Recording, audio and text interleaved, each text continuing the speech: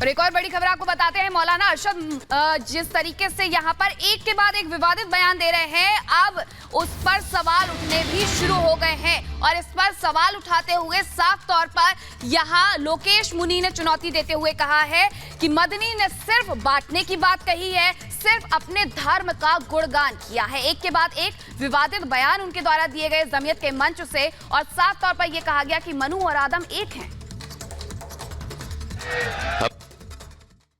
हमारे साथ बात करने के लिए आचार्य लोकेश जी हैं। आचार्य जी, आपने विरोध किया, जमीयत के प्रोग्राम में पहुंचे, आपको इनविटेशन दिया गया था, क्या ऐसी बात होगी जो आपको विरोध करना पड़ा? नहीं, हमें जमीयत से जो इनविटेशन था वो हमें सर्वधर्म के सभी संतों को था। जैन धर्म की ओर से मैं प्रतिनिधित्व कर रहा था, हिंदू धर्म से परमार्थ निकेतन से स्वामी चिदानंद सरस्वती जी और गोस्वामी सुशील जी महाराज थे, सिख धर्म से परमजीत सिंह चंडोक जी थे, बौद्ध धर्म से बनते सुमेधो जी थे, और सारी बातें जोड़ने की चल रही थी, प्यार मोहब्बत की चल रही थी भाई। और हमें कहा गया था कि ये सद्भावना सम्मेलन है, तो सद्भावना सम्मेलन में हम प्यार से गए, अच्छा माहौल था।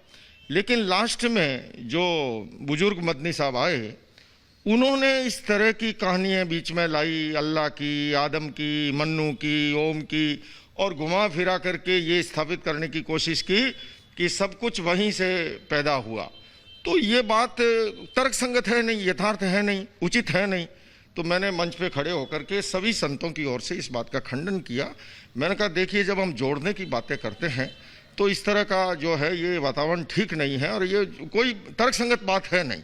मैं कल को कहूँ कि सबसे प्राचीन भगवान ऋषभ जिनके पुत्र भरत के आधार पर भारतवर्ष का देश का नाम पड़ा, तो मैंने मदनी साहब को बड़े अदब से कहा कि मैं आपको शास्त्रार्थ करना चाहता हूँ इस मुद्दे पे। आप आइए, भारत की राजधानी दिल्ली आ जाइए किसी भी दिन, आप मुझे बुलाते हैं तो मैं सहारनपुर आऊँगा।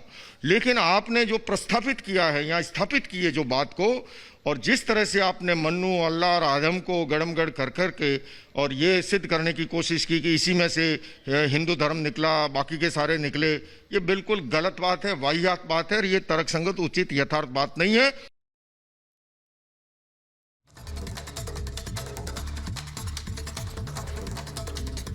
तो फिर से विवादों में जमीयत का अधिवेशन घिर गया है। मदनी ने जिस तरीके से बयान दिया उसके बाद बवाल मच गया और एक संग्राम छिड़ गया है।